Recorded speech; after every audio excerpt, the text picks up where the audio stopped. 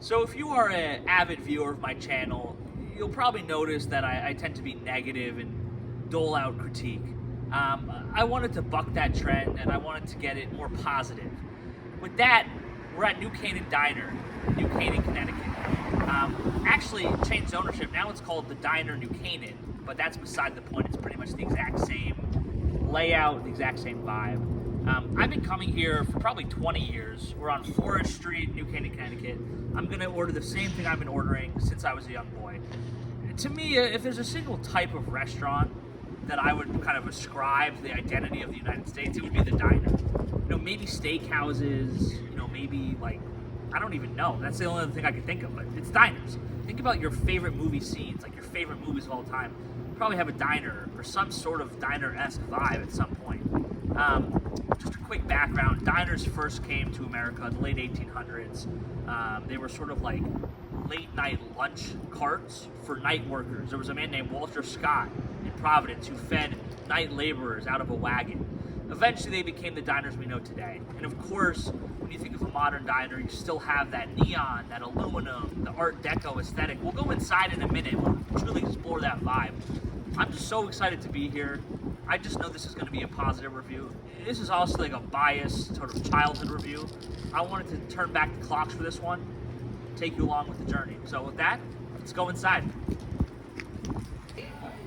All right, so we enter the diner and immediately they say, sit wherever you'd like. And those are the key words for me about a diner. It kind of sets the tone for the rest of the review and the rest of what makes a diner special. Sit wherever you'd like. A diner is about how do we make it as little fuss as possible. You sit wherever you want, you pick the table. I mean, that's not always the case, but it's beautiful. And then right away, we sit down, they're like, what do you want to drink?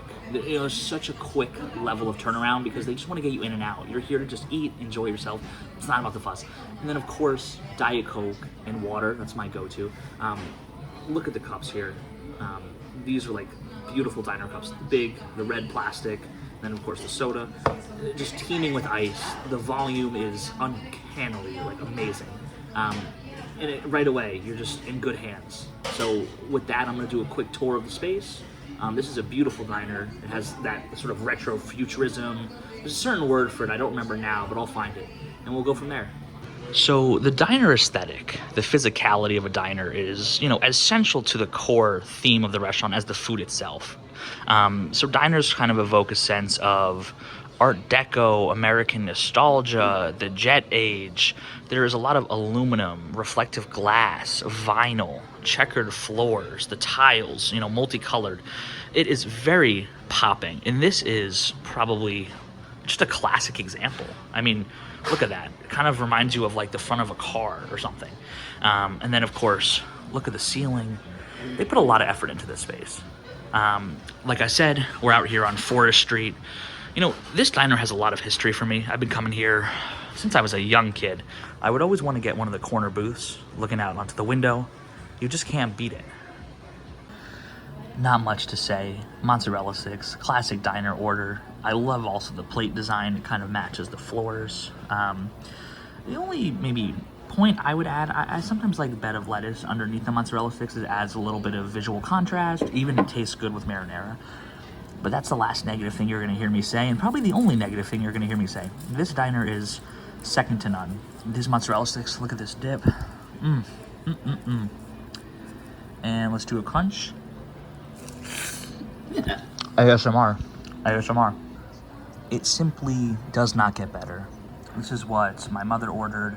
I believe she got a tuna club. BLT, classic diner order, fries. And then this is what I've gotten probably 100 times. Realistically, like over 50 times. This is the Italian panini. Something I love about their paninis is that they put them on pita bread as opposed to a traditional panini bread, which is more of a roll. So I'll do a quick cross-section view. I get it without red peppers. It's just like nice mozzarella, pesto, grilled chicken, and then of course fries and a pickle. It tastes as good as it looks. It's simple, yet so good. So good. The fries are amazing. I'm not even gonna go into the food. I think when you are a diner, you can only mess up as a diner, in my opinion.